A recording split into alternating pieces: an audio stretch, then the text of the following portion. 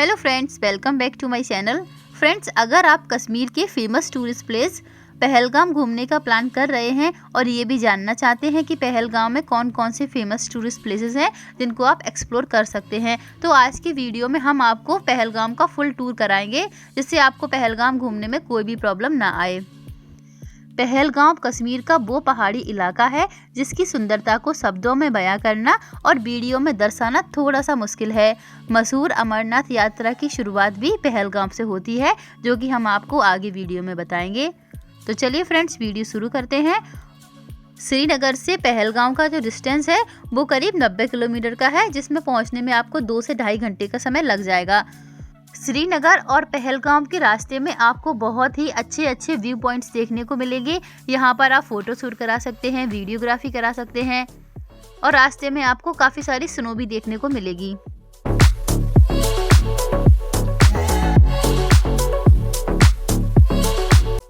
तो यहाँ पर कुछ देर रुकने के बाद आप पहलगाम के लिए निकल जाइए। दोस्तों, पहलगाम पहुंचने के बाद आपको यहाँ पर यूनियन की गाड़ी बुक करनी होगी, उसी से आप पहलगाम को विजिट कर सकते हैं। श्रीनगर से आप जिस गाड़ी से आए हैं उससे आप पहलगाम को विजिट नहीं कर सकते हैं, उस गाड़ी को आपको वहीं पर ड्रॉप करना होगा और जो पहलगाम की यूनियन की गाड़ी होती है उनसे ही आपको यहाँ पर विजिट करना होता है और आप जैसी भी गाड़ी बुक करेंगे उसी के अकॉर्डिंग उनका रेंट होता है। तो चलिए हम विजिट करते हैं पहलगाम। तो पहलगाम में सबसे पहले हम विजिट करेंगे आरू वैली। आरू वैली बहुत ज़्यादा फेमस है। आरू वैली जाते समय भी आपको कई सारे अच्छे व्यू पॉइंट्स मिलेंगे, तो आप यहाँ पर भी फ़ोटो शूट करा सकते हैं या फिर वीडियोग्राफी भी वगैरह करा सकते हैं। तो 15 से 20 मिनट यहाँ पर रुकने के बाद आप आगे बढ़ेंगे। तो अब हम पहुँच चुके हैं आरू वैली। फ्रेंड्स, आपको आरू वैली में स्टे के भी ऑप्शंस मिल जाते हैं। अगर आप यहाँ पर समर्स में आएंगे तो आपको यहाँ पर चारों तरफ ग्रीनरी ही ग्रीनरी दिखाई देगी और अगर आप यहाँ पर विंटर्स में आएंगे तो आपको चारों तरफ स्नो ही स्नो देखने को मिलेगी। और आरू वैली में ऊपर की तरफ अगर आप जाएंगे तो आपको यहाँ पर पॉनी राइड लेनी होगी और जिनका रेंट करीब 800 रुपये पर पर्सन के अकॉर्डिंग रहता है, तो आप यहाँ पर पॉनी राइड लेकर ऊपर की तरफ जा सकते हैं। लेकिन यहाँ पर जो ज़्यादातर टूरिस्ट आते हैं वो यहीं पर जो है आरू वैली को विजिट करते हैं, लेकिन एक्चुअल में आरू वैली ये नहीं है। आरू वैली थोड़ी सी ऊपर की तरफ है। तो चलिए हम आरू वैली चलते हैं।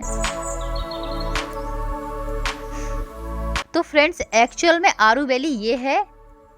यहाँ पर आप देख सकते हैं चारों तरफ ही आपको स्नो ही स्नो देखने को मिलेगी। इसकी खूबसूरती को वीडियो में दिखाना बहुत ही मुश्किल है। जब आप इसको अपनी आंखों से देखेंगे तभी आप इसकी खूबसूरती को अनुभव कर पाएंगे। दोस्तों, यहाँ पर आपको आरू वैली पार्क भी देखने को मिलेगा जिसका टिकट अराउंड 20 रुपये रहता है। और फ्रेंड्स, जो मूवी आई थी बजरंगी भाईजान, उसमें जो मुन्नी का घर पाकिस्तान में दिखाया गया था वो एक्चुअल में इसी जगह था।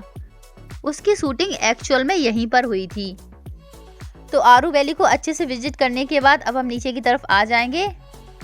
दोस्तों, आप यहाँ पर कश्मीर ड्रेसेस वेयर करके भी फोटो शूट वगैरह भी क्लिक करा सकते हैं और इसके अलावा आप यहाँ पर रिवर पॉइंट जा सकते हैं, केव देखने जा सकते हैं, ग्रीन टॉप देखने जा सकते हैं और लेडर वैली भी देखने जा सकते हैं। और इन सारी जगह को आप पॉनी राइड से ही विजिट कर सकते हैं, यानी कि घोड़े के द्वारा ही आप इन सारी जगह को विजिट करने के लिए जा सकते हैं और ये सारी जगह आपको आरू वैली के अंदर ही देखने को मिल जाएंगी।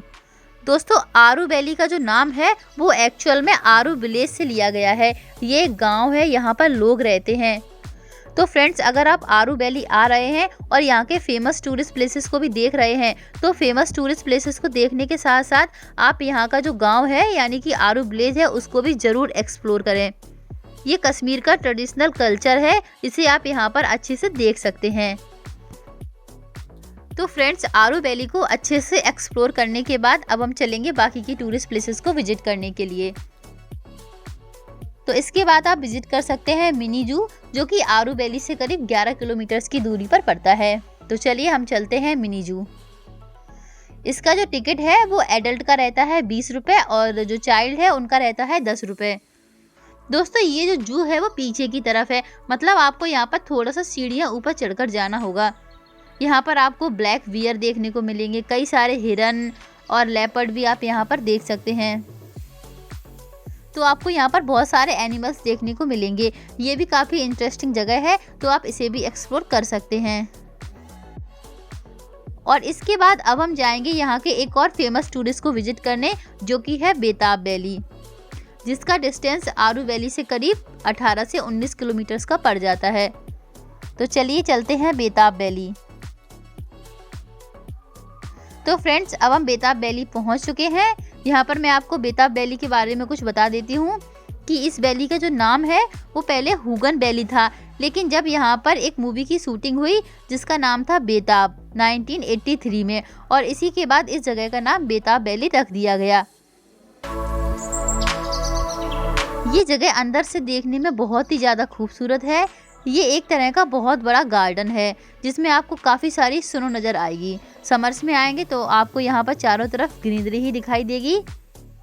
तो ये भी काफ़ी अच्छी जगह है, लेकिन यहाँ पर एंट्री करने का चार्ज एडल्ट का होता है 100 रुपये, और अगर आपके साथ 6 से 12 साल के बच्चे हैं तो उसका टिकट रहता है करीब 50 रुपये।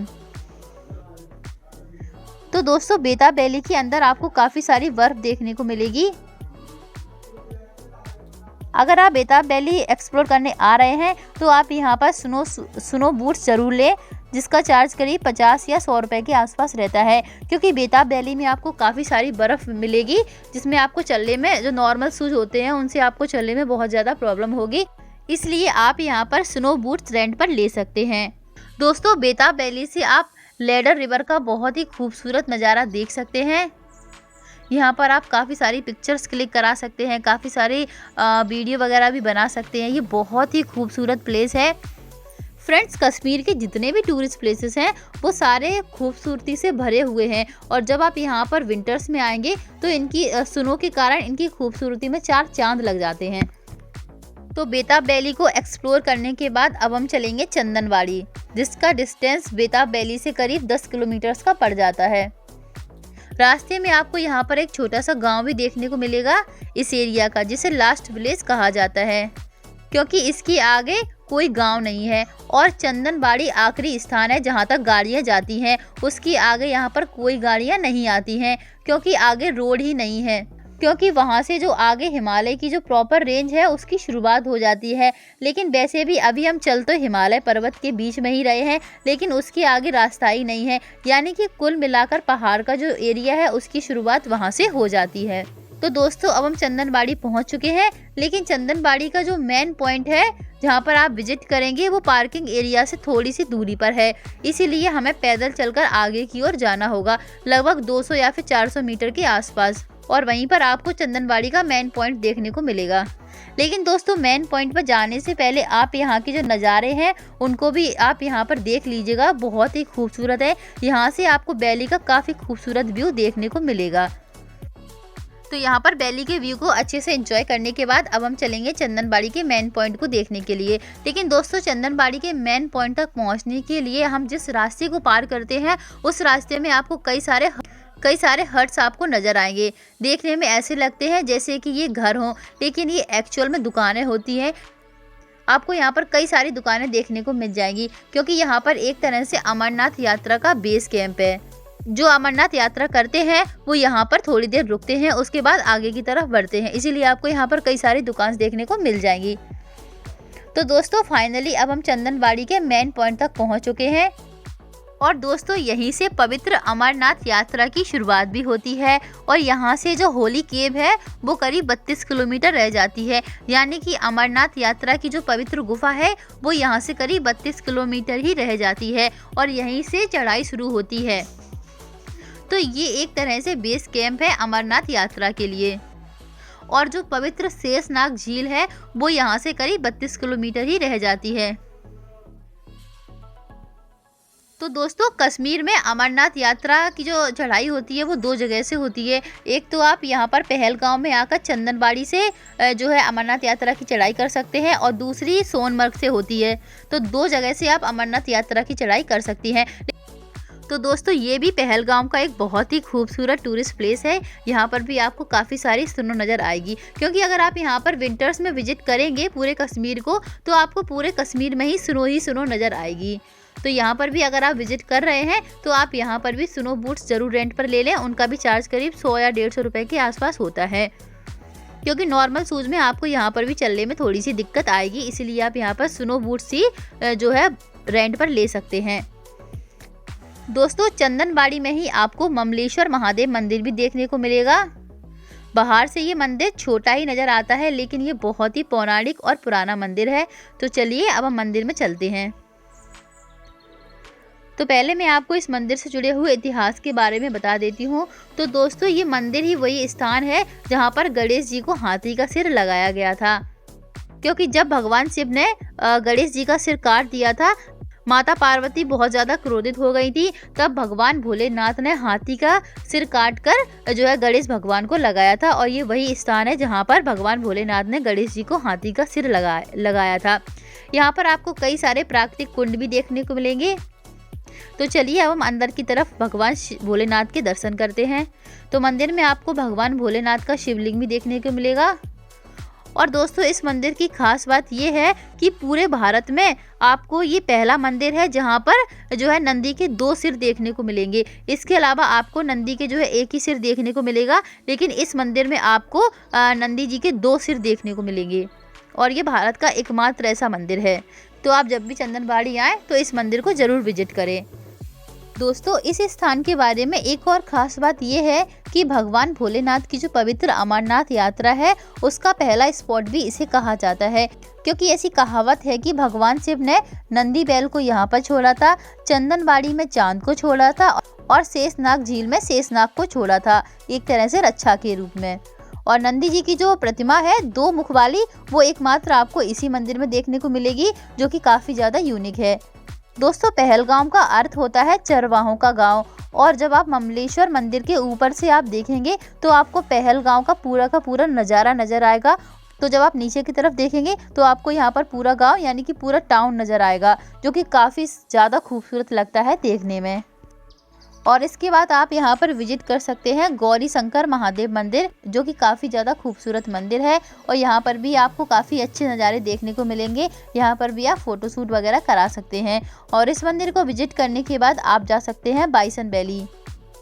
बाइसन वैली को मिनी स्विट्जरलैंड के नाम से भी जाना जाता है। तो फ्रेंड्स ये थे पहलगाम के कुछ फेमस टूरिस्ट प्लेसेस जिसके बारे में मैंने आपको डिटेल में इन्फॉर्मेशन दी है। फ्रेंड्स अगर आप कश्मीर का फुल डिटेल वीडियो देखना चाहते हैं तो उसका लिंक मैंने ऊपर आपको आई बटन में भी दे दिया है, और डिस्क्रिप्शन में भी उसका लिंक दे दूंगी, ताकि आपको कश्मीर जाने में कोई भी दिक्कत ना आए। और अगर आज का वीडियो पसंद आया हो तो प्लीज़ चैनल को सब्सक्राइब और वीडियो को लाइक ज़रूर करें। धन्यवाद।